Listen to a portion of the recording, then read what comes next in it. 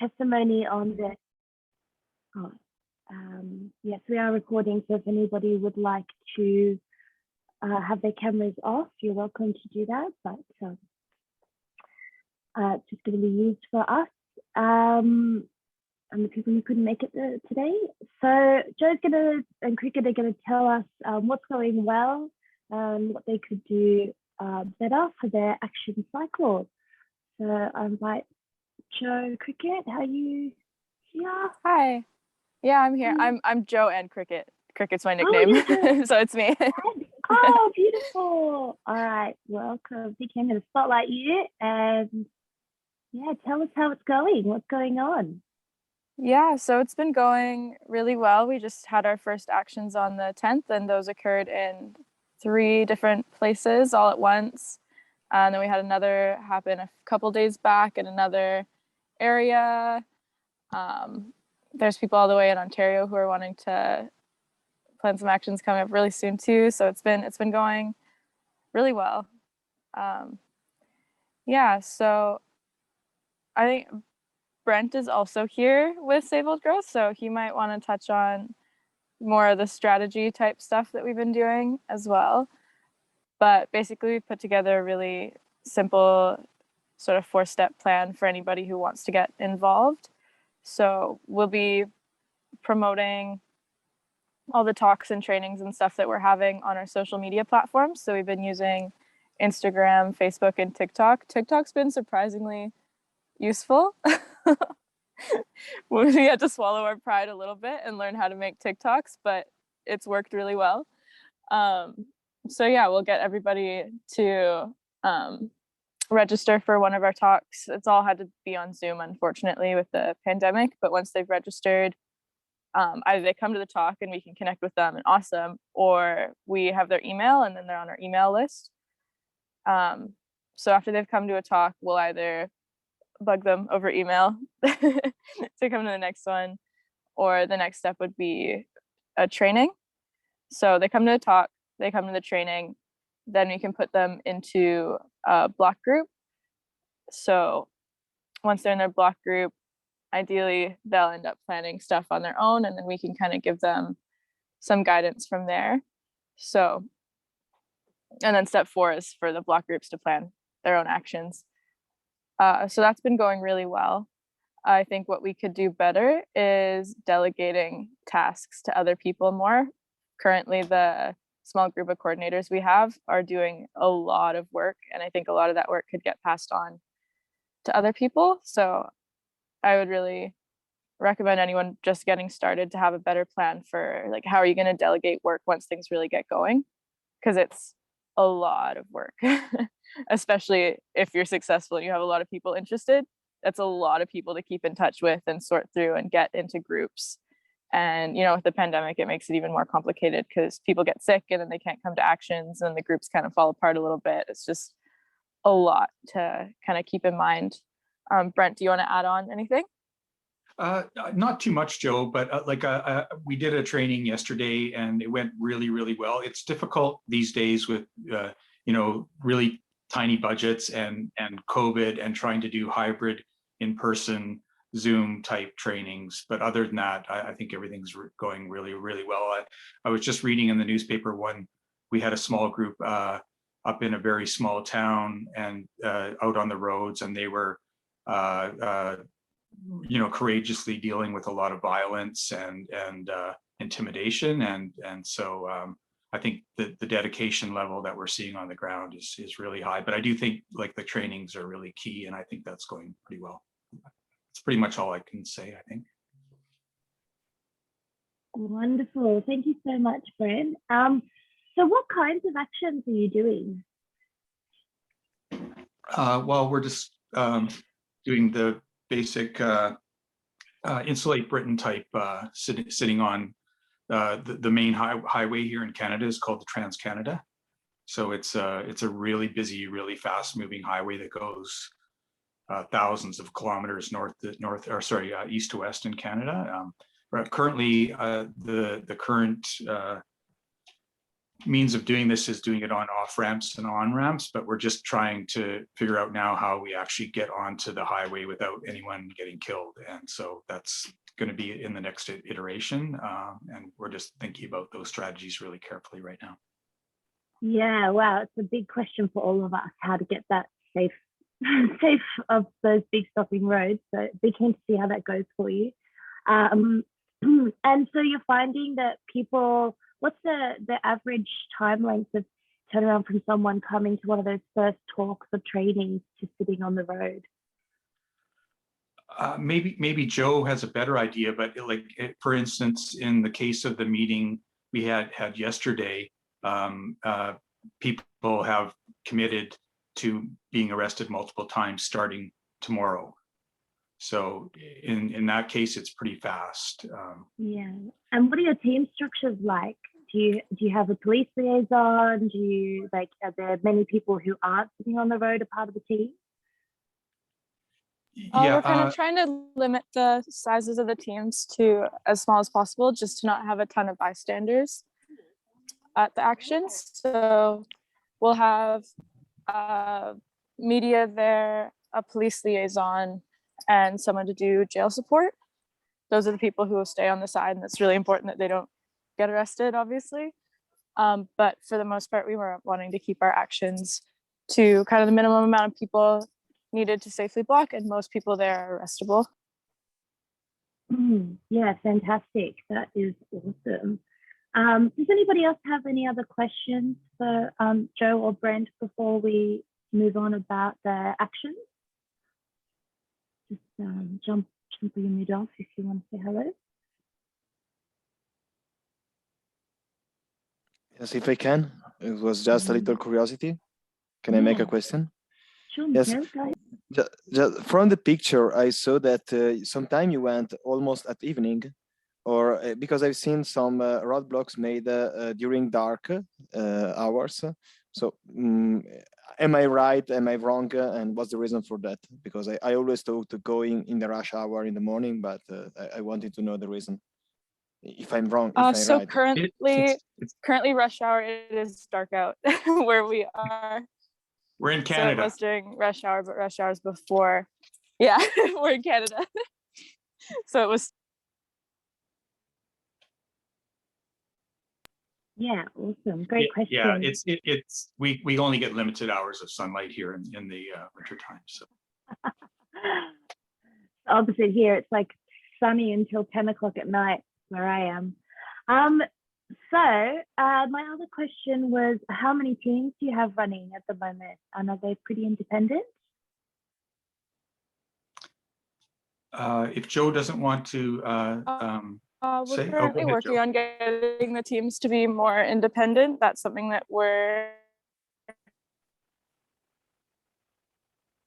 Sorry, Joe, we just lost you there. Your sound. I can jump in. I believe that currently we have 4 cities involved, with a couple coming online, as we speak, and so there would be currently about 5 teams altogether as of yesterday. These numbers are changing all the time, and they are fairly independent, but everything is kind of coordinated as well. I hope that answers the question. Yeah, it really does. That is really, really amazing. Great work, team. And any other questions from the crew before we move on and see what grows? I possibly just had one more about COVID and the teams. How are they handling that, and what's your messaging around it and that sort of stuff? Do you mind sharing?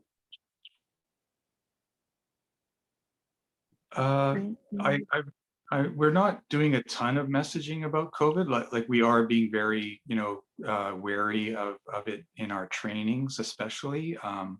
But being outdoors, I think it's not too much of a concern during our actions. It may be more of a concern for people going into the jails. Maybe Joe can add. I'm not really knowledgeable on this part of it. Yeah. So I don't know. My question is more like to the activists when you're doing the training, Joe, if you can get the space. Do you have any words that you feel like get people in the activist game in the face of fear of COVID or anything like that? A lot of people here. Can you hear me okay? I'm kind of by a waterfall right now. I'm sorry. Wow, that's beautiful. Can you hear me? Yeah, we can hear you. A lot of people aren't really super concerned about that over here. Great. They definitely should be, and we're making sure that everyone's careful. But honestly, the activist community here is a lot of kind of hippies, especially the old growth sort of people. So that hasn't been their concern. It's more us kind of doing damage. Yeah, great, awesome. Okay, well, I'm going to move on, but big thank you to Save World Growth, Brent and Joe. Everyone can give them a little wiggly fingers of support. Good job, everyone. Yay. This is clapping in like Auslan or sign language in Australia is doing this. All right, so we're going to move on. We've got now going to talk specifically about mobilizing rather than actions. And we're going to start with the campaign that's going on in Germany. Do I have my German presenters here? I could present some stuff. Hi, Henning. Thanks so much. That would be awesome to hear from you. And just before we hand over to you, I just want to ask if everybody can change their name possibly to just their first name, their country, and their campaign. And also, if you would like to share about your campaign, just pop in the chat for me so that I can add you into the agenda. Take it away, Henning. Thank you. Yeah, so I think I'll start with 1 or 2 sentences about how we got here. So there was a half a dozen people doing a hunger strike before our general election here in Germany, and it received quite a lot of media attention. We ended after 4 weeks when the now Chancellor Olaf Scholz actually agreed on having a public conversation with us on the climate emergency, and we had that in November. And so we knew that this, of course, would only be the first step towards trying to create groups that are then able to have a campaign of civil disobedience, civil resistance. So we're doing this now.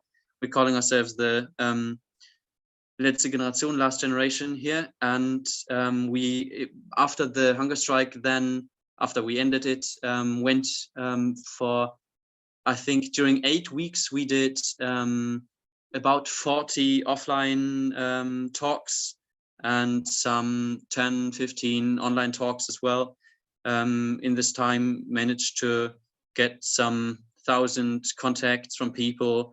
And there is now a group of, I'd say 30, 40 people ready and trained and ready to go out in a week to be blocking highways again and again and again. And there are some 60, 70, 80 people, not sure how many will in the end go out, that will block at least once and will probably get out again and again. Some of them, once they caught the drug of being part of this great stuff.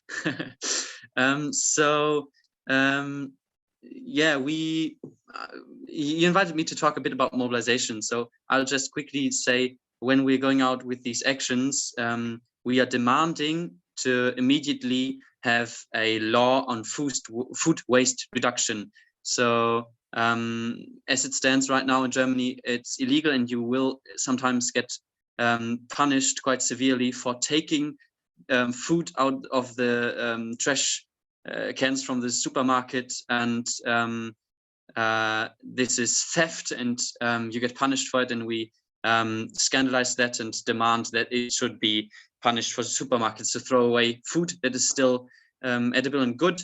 And so there's law, we can say, oh, look here, other countries do have it.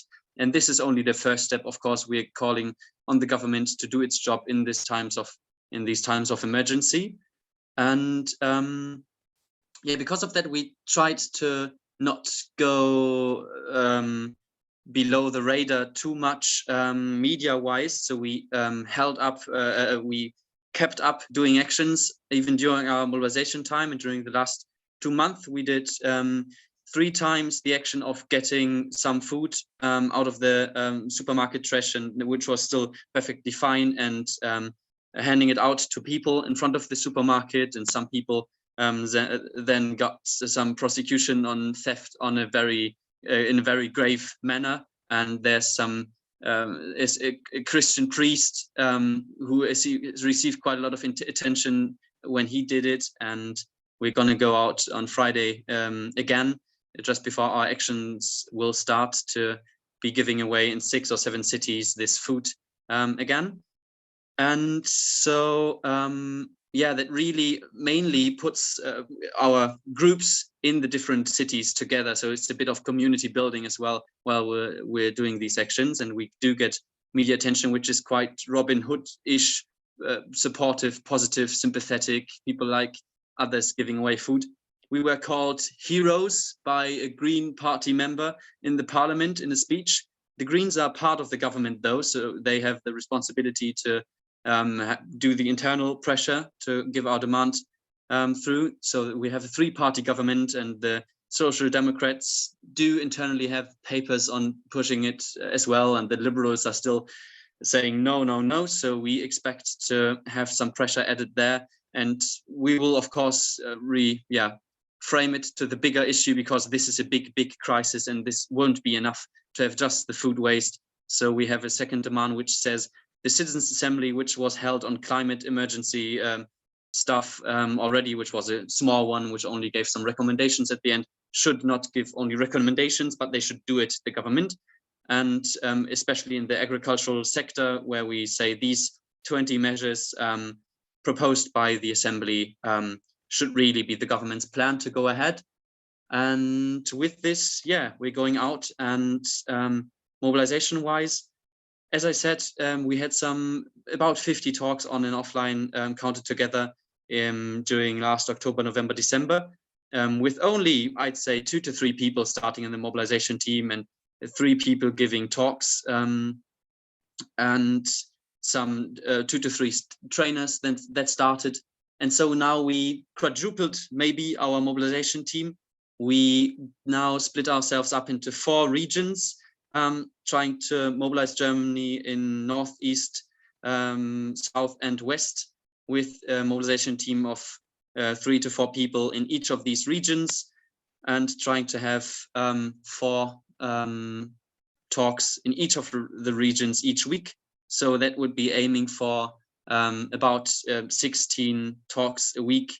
We probably will get 10 to 12 in the first 1 or 2 weeks, but then we'll grow. We expect in our organizational setup to get more people joining and helping with these talks, and with the flyering and leafleting and putting up posters. So aiming for 150 or 200 talks, somewhere between that, to then have a huge, big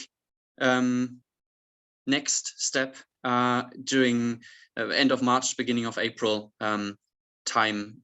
So we're finishing our strategy paper draft on that, and we'll probably focus a little bit in our mobilization on universities. We have had the privilege to have funding a little bit to pay some people. I'd say in our group we still have very few people that do get paid, but I estimate that 10 to 12 people really are committed full-time in different working groups, and some more people really doing heavy lifting, a lot of voluntary work.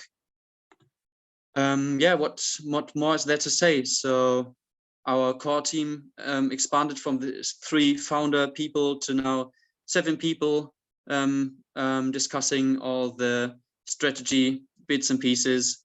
And yeah, we try to be going out on highway exits, doing some traffic jam.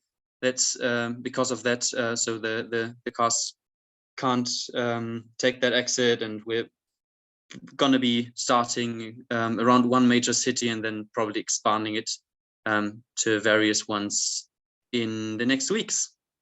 So we're getting a bit nervous. It's about to start, and I'm looking forward to it. I'd say this is important. I mean, from the outside, it sometimes looked like, wow, this is perfect. How much is going on there, and how brilliant. We really internally, it's always this. Oh no, emergency here, fire there. Oh no. And I have to just so everybody knows and doesn't feel bad about their own campaign being like this emergency and that emergency, and it's also chaotic. So I'd say we're about.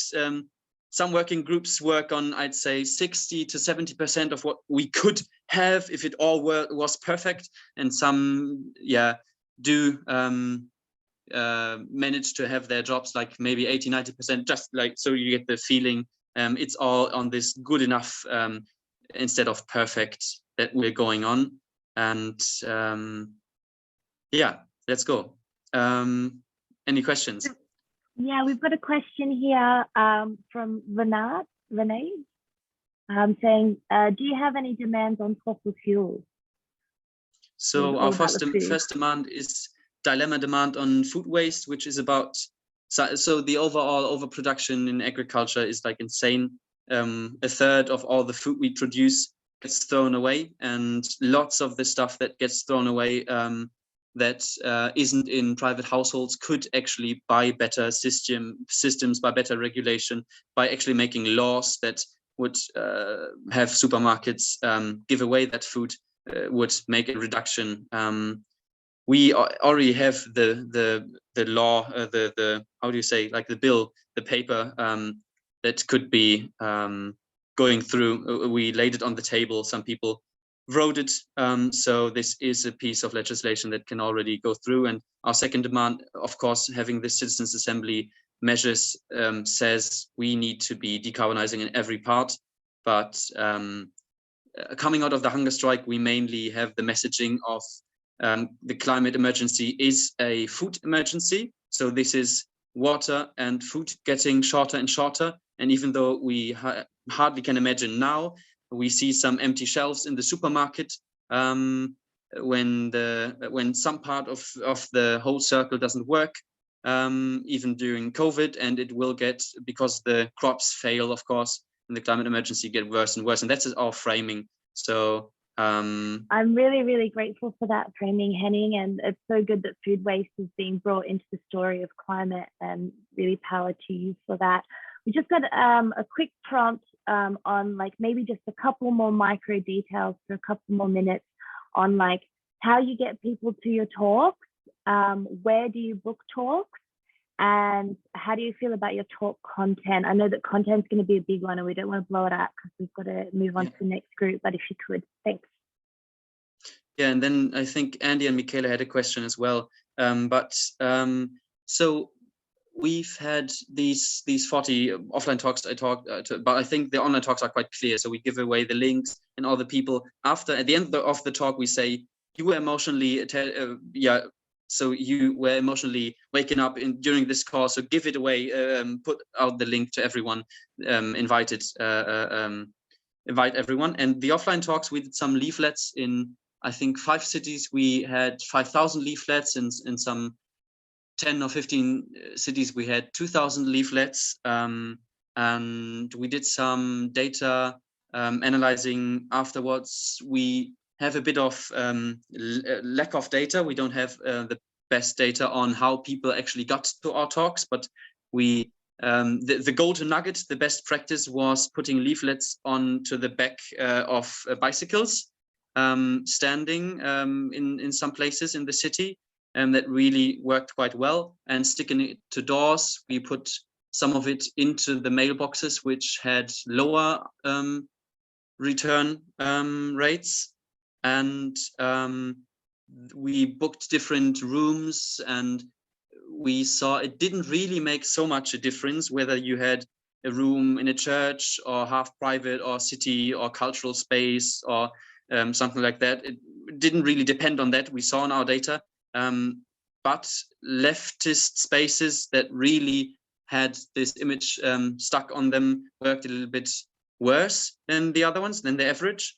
And universities worked above average. So that's about the rooms, and we did pay some money for some of the rooms, and for some we didn't need to.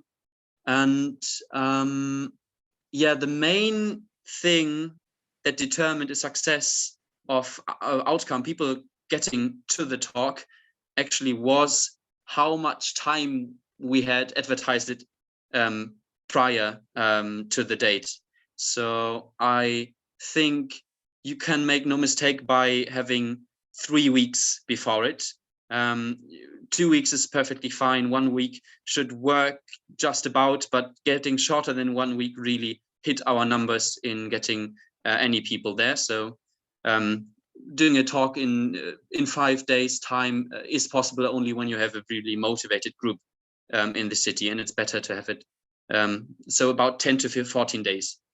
Thank you so much for that, Henning. Yeah, just talk content. Oh, yeah. Okay. Yeah, no, just I mean, we did the whole this is so very fucked. We see the locked in effects of the global dimming, of the carbon lag, and really had this 2 parts talk of facing annihilation, extinction, and this known project of getting more and more carbon to the atmosphere, even though we know what we're doing. And then the second part, of course, being some social science bits, what elements of the civil resistance we try to combine, having some examples from Germany, and we also referred to the Freedom Riders and sometimes to the Children's March in our talks. When you do online stuff, you can even give, like, for example, the 40-minute video on the Children's March as a bit of a task for the people to be watching before the next meeting, if you want. Yes. That's so fantastic. Thank you so much for that, Henning. And there's a couple more questions in the chat. If you want to just answer them in there, that would be fantastic. Really briefly, I can try. Yeah. I would like to invite Just Stop Oil to come and talk to us now. And was it Katie or Gabby? I think OT is going to go first. OT's going to go first. So OT's a student, and on youth, they're going to talk on the youth mobilization. So that's just a new direction. Are you there, OT? Yeah, hello. Nice to meet everyone. Thanks for having us. Yeah, so I'm from Just Stop Oil, and specifically from the youth mobilization pathway. So we've got like mainstream pathway and then youth mobilization. So Just Stop Oil is starting in late March here in the UK. And it's this idea of a simple demand that can create a win, and that will hopefully inspire resistance around the world. So we saw with Insulate Britain 270 national news articles in 6 weeks, front page headlines, 0 to 77% name recognition in 2 weeks for the campaign, which is like pretty much unheard of. So like 77% of the British public knew what Insulate Britain was or recognized the name within 2 weeks. And that happened with just 100 people doing pretty high level resistance in the UK. So now, so that was blocking roads and specifically motorways, as a lot of people have already mentioned. That's really cool how that's inspiring people. So yeah, we've seen what 100 people can do. So now with Just Stop Oil, we're trying to up that. So, 1,000 plus people engaging in high level civil resistance. So the plan for youth mobilization, end of March is pretty close now. So we have, the plan is to do talks at over 100 unis and get 10 students from each uni to be part of this campaign. And the whole framing of it is that we are in an emergency and we need to fucking act like it, basically. and it's built upon really high stakes, and the sort of legacy of non-violence that we've seen throughout history. And we're lucky in the UK to have quite a long history of these kind of campaigns, which is all building towards, you know, trying to get the necessary wins that we need. Anyway, so the basics of our mobilization pathway is a talk called Our Responsibilities at This Time talk, very similar to the one that was used for Insulate Britain. It's like a gold dust talk. It's really, really good. And it's 40 minutes long. You take like a 2-hour slot with the 40 minutes and then testimonies from people in resistance, and then breakout groups where people can talk about their feelings and their experiences,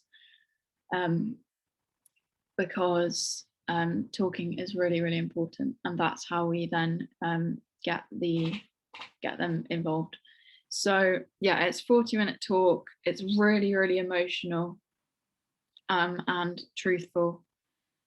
So we do that by learning it word for word, but then making our own version of it, essentially, so that it's got our own touches. You know, so saying like, that's when my uni course would be finished, or I was one of those kids that held a sign saying keep warming to 1.5. Yeah, so the talk, it has 3 main parts. So it tells the truth about the climate science, and that's based around the idea that we have just 2 to 3 years now to stop the passing of catastrophic climate tipping points. That's based on a quote from Sir David King. And then we talk about the truth of social science, so the history of nonviolence and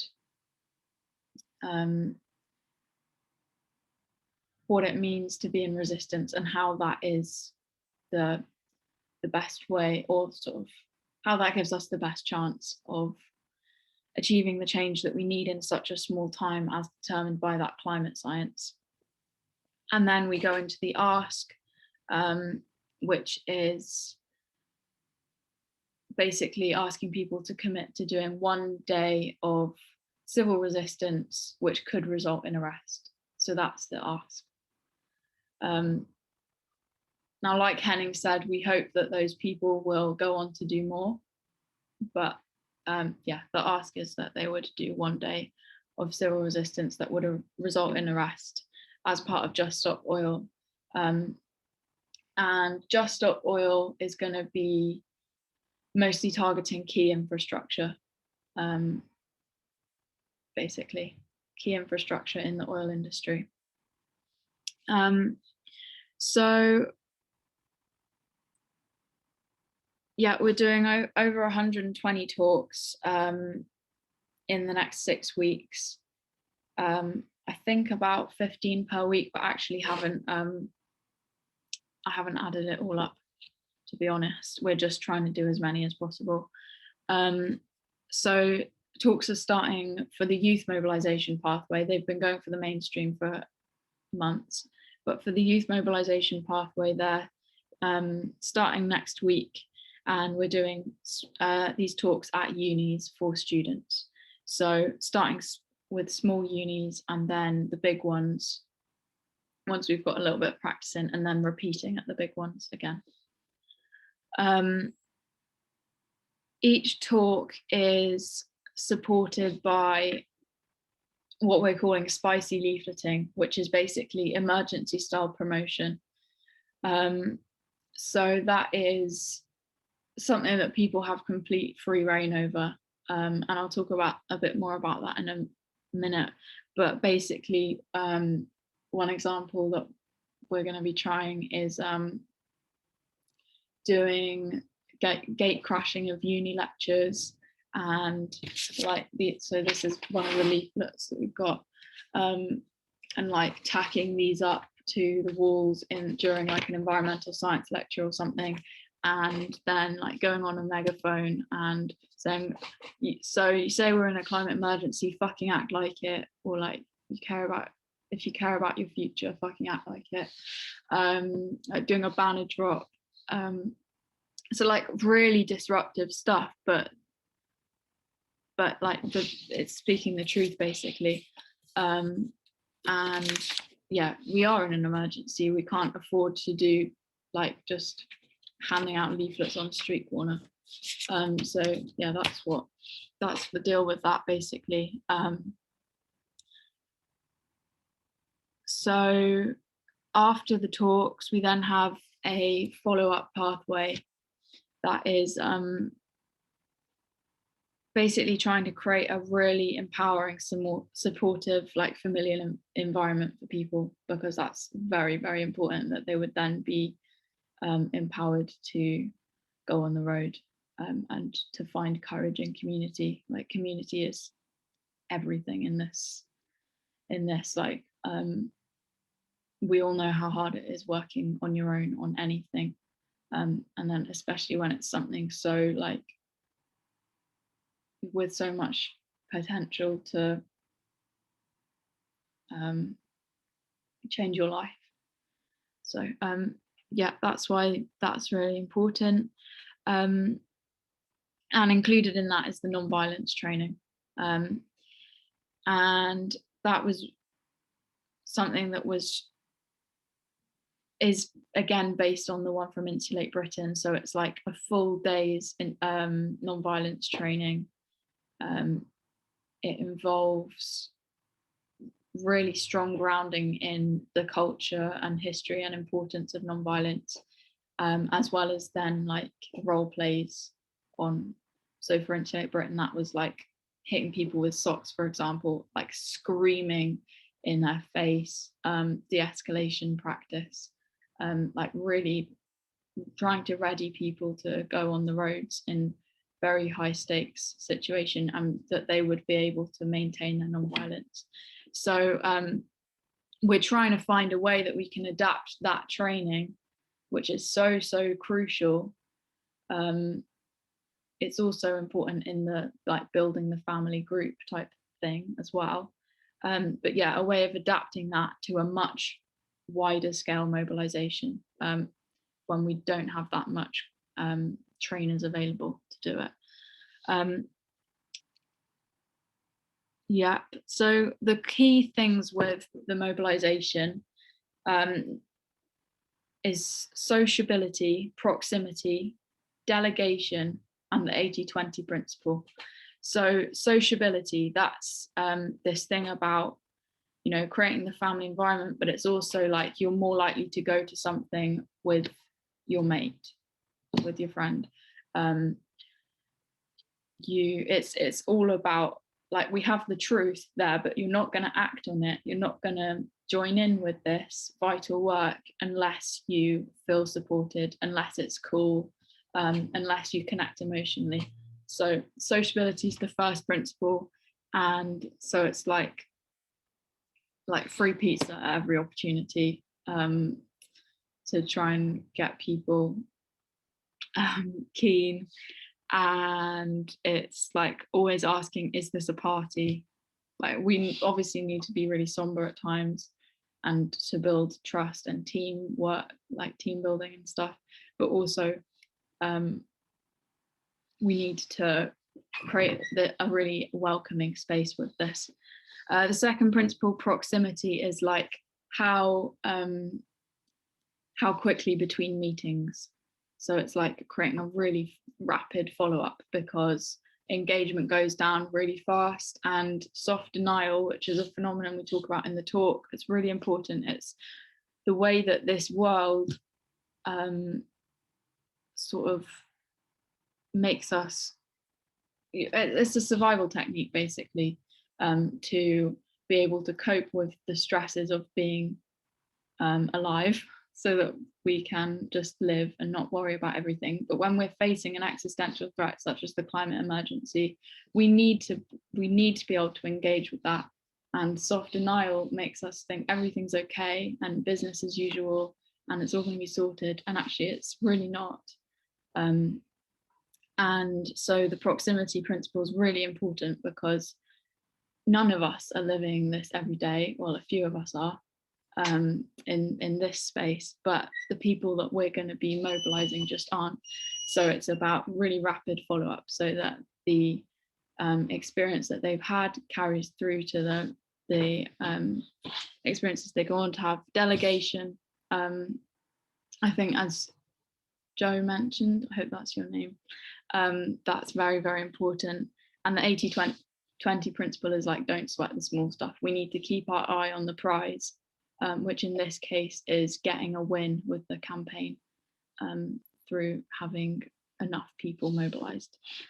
So it's not like worrying, oh shit, this venue hasn't worked out. It's like, no, we need to keep our eye on the big things.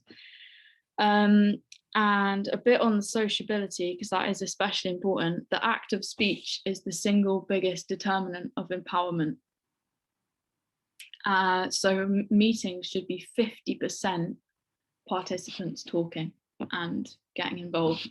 And it's like, if you go into a party, you need to be greeted and felt welcome and immediately like be engaging with people. Otherwise you very quickly switch off and decide you don't want to be there.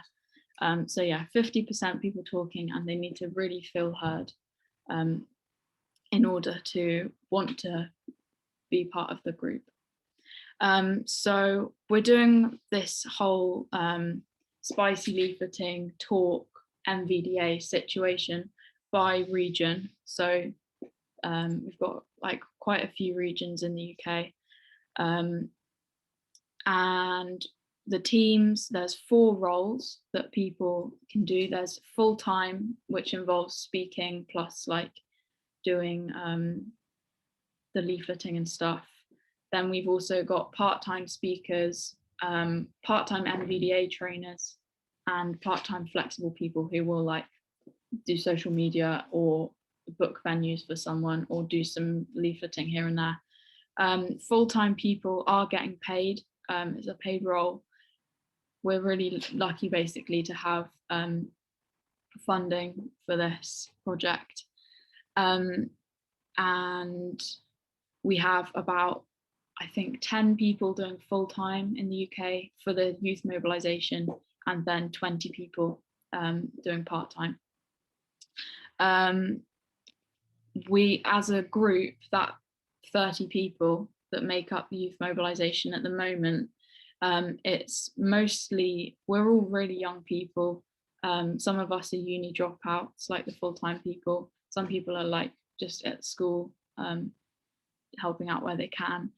And, you know, obviously we have quite a lot of recent history with Extinction Rebellion and youth climate strike and stuff like that. So we are very lucky to be feeding out of those spaces, I guess, and having like come together out of those spaces.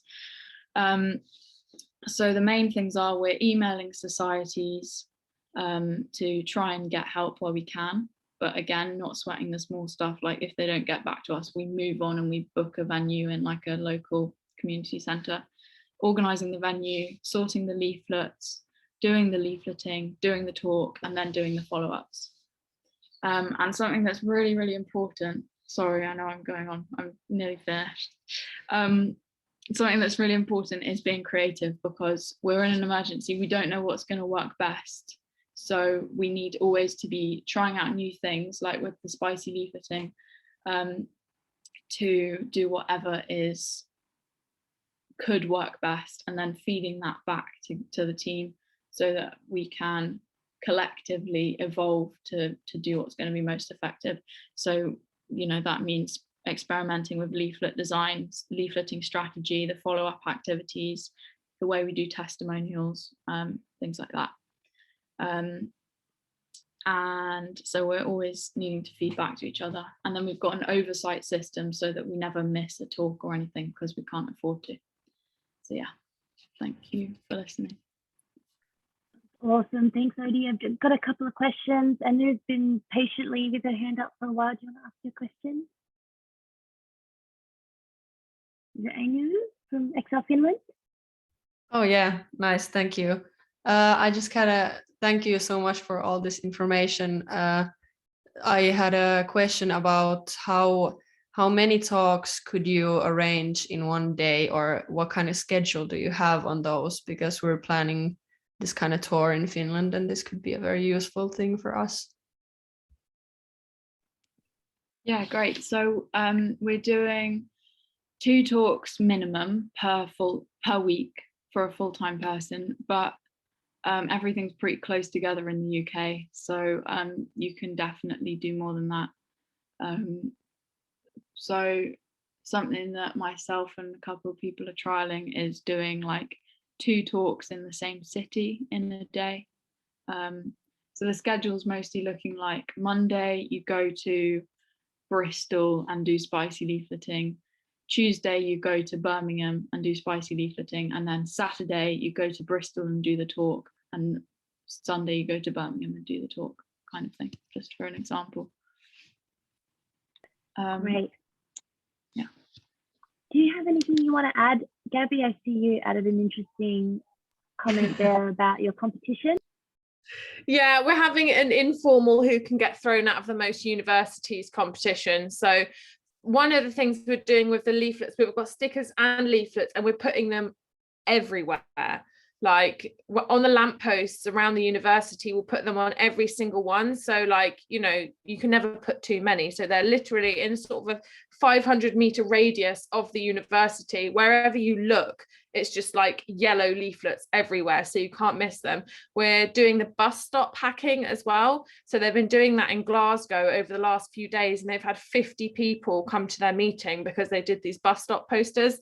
And then, like I said in the chat, we're having an informal who can get thrown out of the most universities competition. So we've been going into libraries and study spaces with the megaphone and being like, we don't want to disturb you, but this is a climate emergency. We're having a meeting at this time in this space, and we're mobilizing for civil resistance. It's going to be really amazing. Ever so sorry. And then being thrown out by security, which everyone has been giving us rounds of applause and all of this. So yeah, it's like really just putting yourself out your comfort zone and just kind of going for it, basically. And recording it as well. When you do it, you have to record it, because then you can put it on social media and it goes, like, spreads quicker. So yeah, definitely record it. Yeah, I haven't got anything to add. Like, OT's just gone through the whole thing. So yeah, just like putting yourself out of your comfort zone and just going for it would be my only advice. Yeah. Fantastic. Thank you both so much. We've got one more question here from Hunter, and then we'll head on. So you said 50% of meeting is people talking. So do you go into breakout rooms where people can talk, or is everybody sort of talking in the one group? Or is it lecture format? Yeah, so this is something you can try out, but I think the idea is what seems to work best. Groups of like around 7 people, so that would be breakout groups if needed. Ideally, yeah, facilitated. Each group would be facilitated, and you know, have a note taker, you know, to take down people's details or whatever. Yeah, when we say 50% is talking, that's like 50% people being able to get across their point of view, because people love talking, especially about themselves. Yeah. Yes, we do.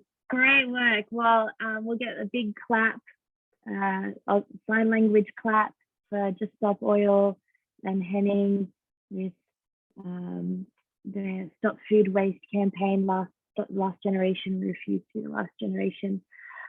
All right, so look, we've got another half an hour, and as Odie just correctly pointed out, people love to talk, and it's your turn to talk. So we're going to pop you into some breakout rooms, and it's your chance to talk about the campaign mobilizations that you've heard about, your own reflections on what's possible for your campaigns, how those things will work. Talk about your favorite things you've heard, just to remind each other of what they are. So if you really like jumping into a lecture and screaming out at people to come to a meeting, that's a great thing to just share with people what's inspired you about the mobilization tactics, anything you found interesting or different. And you know, don't forget that we did have that really awesome conversation from Save Old Growth as well about their mobilization and actions, and sort of if you feel inspired to reflect on you know, action 5, stopping those big roads, the campaigns, you know, gearing up and getting people into those action groups and training and that sort of stuff as well. We've also had a lot of information from that. So that's me loving to talk and ranting at you for a whole minute about it. And now I'm going to send you all into some rooms. What I'm going to do is I'm going to give you 10 minutes. So that should give you a new room, an opportunity to talk. Should I send you into the same breakout rooms that you had for your check-in, or do you want a new one? New one. All right, let's recreate. Oop. I'll just give you a couple more people in the room, maybe. Yeah, all right. No, let's not do that. That's too many.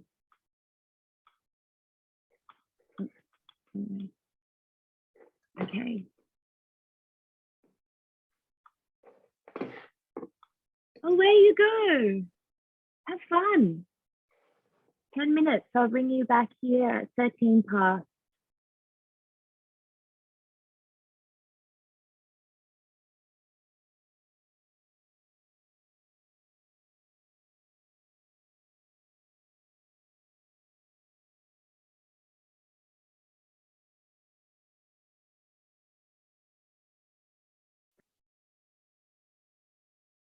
All right, welcome back. So I just want to spend the next few minutes getting some of those chunks of wisdom from you that you just talked about in your group. So would anybody like to share what was sort of going on in your group? What were some things that you talked about? Or about what you're doing in your country? Maybe that's what you talked about. Andy. Well, we just, in terms of doing sort of transgressive outreach and being prepared to be embarrassed, etc., I think it's just incredibly brilliant, because our society is not used to being confronted with the truth and stuff. And so there is just an almost infinite amount of places that you could do this besides universities and stuff. And I think be really cool to try doing it in supermarkets, in shopping malls, and in our group, Alessandro mentioned, you know, churches as well.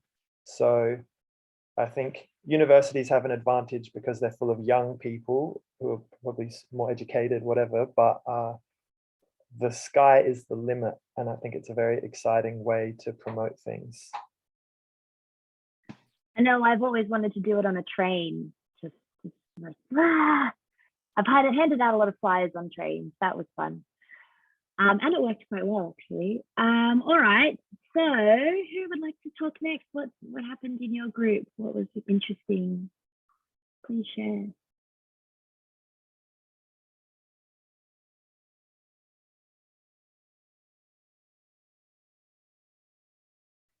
Everyone's shy. Come on, you're the mobilizers. Step out of your comfort zone. Yeah, I can go. Yeah, thank you. So we were from Switzerland, Italy, like 2 people from Italy, and then Jesper came from Norway. And actually, we had not quite a lot of time to talk about it, but I wondered about like mobilizing in the like in the circles we already know, people from XR, and what we like realized is that actually I think when Italy started, and this is also what we felt sometimes in Switzerland, when you come with your project, then people don't really like it. And I was wondering how if it really creates something, then if you can be inspiring, if you can like this, because this is what we want actually, and this is also what we are going to try in Switzerland, like trying to recreate a kind of a momentum. And I was wondering how it worked in other countries, like if you could like recreate something like inspiration, motivation. And yeah, I would also be interested how it was for other people.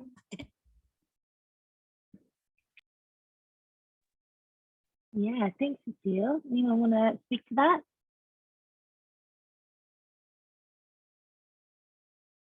Sorry, Recreating the Cecilia, inspiration. I didn't really get the question. That's only my problem. Really I didn't get the meaning of the question.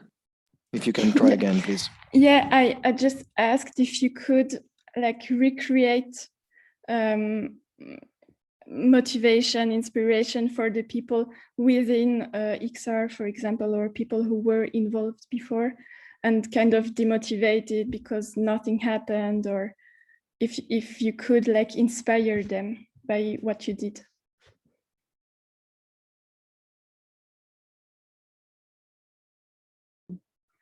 Reactivating our old brothers and sisters. That is a good question. Andy's got his hand up. You want to speak to it, Andy? I completely know what you mean, because, you know, since 2019, a lot of people that I used to know, who knows what they're doing now, etc. But for me, this is very exciting. I'm motivated by Insulate Britain, by the Italians, by everyone doing stuff. So I think what I would include in my talks is some examples of how effective we are being currently. Just because like XR had this thing of being global and just incredible. It was what we needed at that time. And now it seems like the movement is more ecologically diverse, but it's still the same. But we have the ability to know the stories of what we are achieving in different places. So through these sessions, for example, and I would just say, look, there's all these projects around the world with these groups of people leading them now. And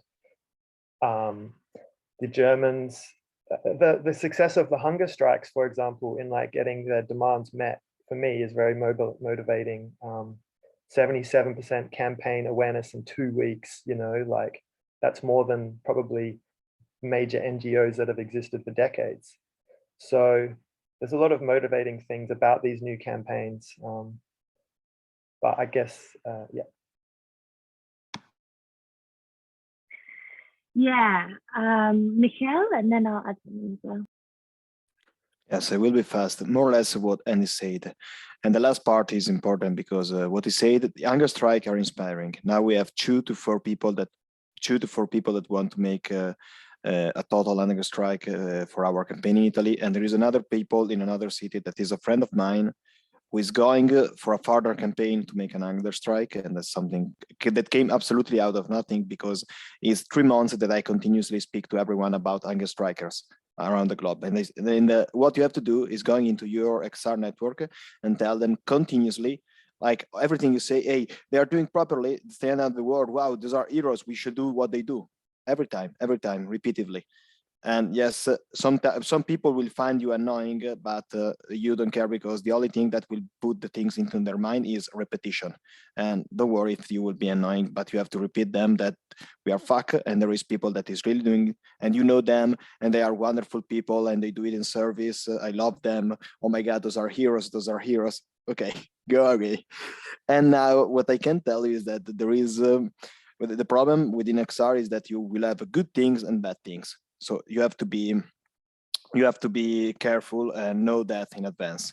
So now we have like a local group that has a lot of rivalry against our project that is going to make a roadblock very soon. And I've been criticized for months for proposing roadblocks because, oh, you go against the people. Now they are doing it because they have seen it works, because they've seen us on the Guardian with 7 people and only €5,000. And so now they are going to make, even if they are always criticizes, now they are going to make roadblocks. So it will changes. What you have to be careful is not focusing on the people you already know, because you will get a lot of disappointing things from the people you think you already know. They are friends, you have been with them 3 years, and then at some points you will see them telling you, talking bad about what you do. So don't get focused with them, because you will know new people. And when you do a radical campaign, the main effect that you will see is that you will see people that were at the margins, that were not relevant, okay, that were not taken into consideration, and those people that were at the margins will be the best, the more committed people, because if they were at the margin was for the reason that were not, most of them was upset with the non-radicality. And this is a theory, is not my opinion, it is a theory of civil resistance, that innovation comes from the margins. So you have to talk from the marginalized people from the movement, because they are full of energy and they can change something. So don't focus with the people you already know. Talk with everyone, but don't focus with what you already know, because something new is coming out of the way. That's awesome. Thank you, Michael and Andy. And I wanted to add that I used to work in sales, and we had a motto that sales is a transfer of enthusiasm.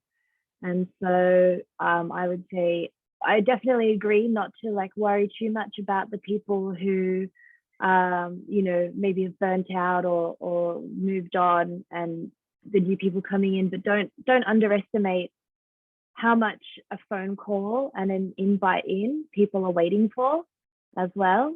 You know, people say, well, you know, Violet knows me. If she wants to be involved in the campaign, she'll call me. So I have to make 100 phone calls, you know, but that's just the way it is. So yeah, that personal invite goes a long way as well. And, you know, trying to find that balance of new people and old people, because you need, you know, a few experienced people in each team to make things work. And so, you know, for every one old person or like experienced person, then, you know, 3 or 4 new people is fine, but you do need to spend a bit of time mobilizing those more experienced people as well to get that balance for action, safety and actions on the road. Anyone else want to add anything? Yeah, cool. Henning? Just really quickly at the end, I wanted to say that sometimes instead of going into the discussion that you already had with some people about your strategy a second or third or fourth time, just doing it and showing to them that it in itself can build up something, will bring in people. So we had some people being quite critical, and in the end they all joined because this is the most promising project they see, and they want to do work, and they really are now with their friends being part of it. And so it's the snowball then rolling, and don't be too upset about not getting this person, even though you think, he or she really knows the stuff and has all the commitment. Probably he or she will join if your campaign is contagious at a later stage. Beautiful. Thanks so much. I want to do one more comment, and then we've got an announcement, and then we'll go into checkout. Anybody else want to add something to this juicy conversation about motivation?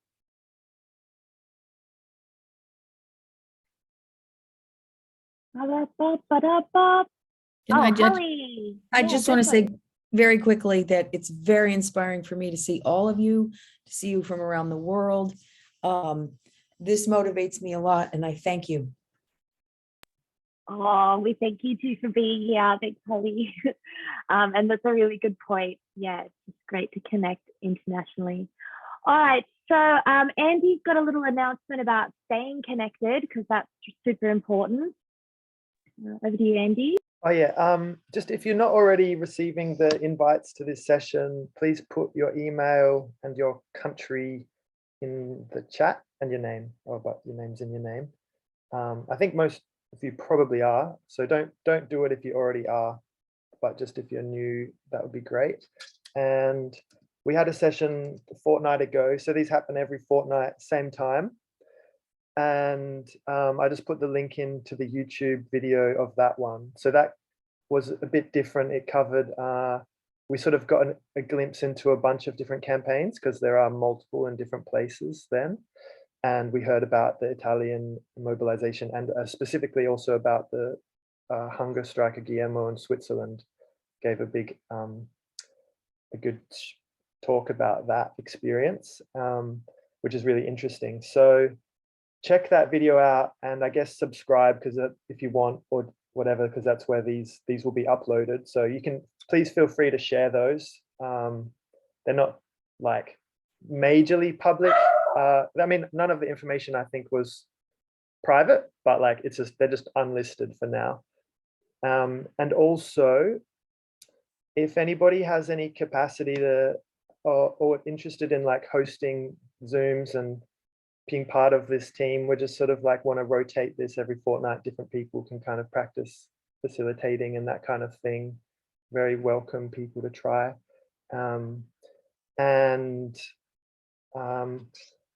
Lastly, yeah, we have like a signal chat, which I think it'd be cool if more people want to be in it, just to stay connected and stuff like this, and communicate between places. So I'll just put that link in the chat.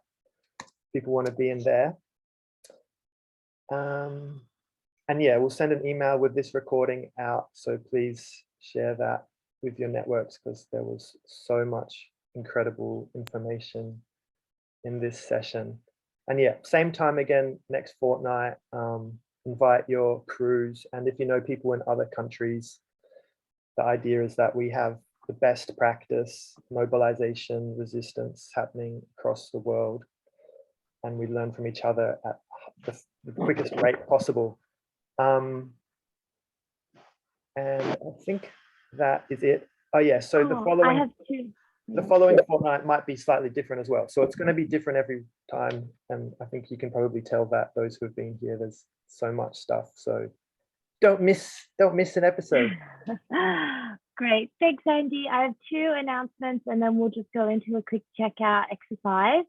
The first is I'd just like to take the time, I wish I did at the start, but to acknowledge the First Nations people around the world and extend my solidarity with them, and encourage you all to be inclusive in your campaigns in a decolonization journey and support.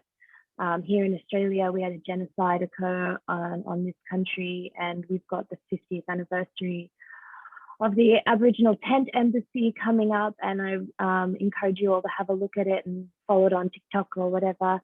And then the second announcement is just to show solidarity with those people from Insulate Britain who are coming out of prison at the moment, and just big love and support. Their videos and stuff are on social media, on Facebook and things, and I really recommend that you jump on there and give them some love, because there are trolls on there calling them bellends and stuff, and so it'd be just great for this community to reach out and let them know that we see them and we are so inspired by them. As someone who's been to prison 3 times for the climate emergency, I very much know how important those voices of support are after you come out, as brave as they are being. So please take the time to do that. And as we roll into the last minute of this meeting, I'd just like to invite you all to find a comfortable place in your chair. And if you feel comfortable, close your eyes, but you're welcome to stay connected with us. And I'd like to invite you to take a breath and take your first breath as a gratitude to yourself, and take a few nice, deep, nourishing breaths, congratulating yourself for making it to this meeting and learning and prioritizing this community. And then I'll ask you to take a few breaths in gratitude of this community, and just feeling the connection around the globe and how wonderful that is, that we can share and learn in this big blue dot, protecting it and encouraging beautiful growth of nature and protection of our life support systems. And our third round of breath is to find gratitude for nature. And if you have a favorite spot that you like to go to, or one that comes to mind that's lush with life, I invite you to take yourself there and just breathe in that beautiful space. And take in 3 breaths and then join us back here and just give everyone a bit of your eyes. Say hello to everybody with your eyes and smile, and then you can log off. Thank you so much for joining us.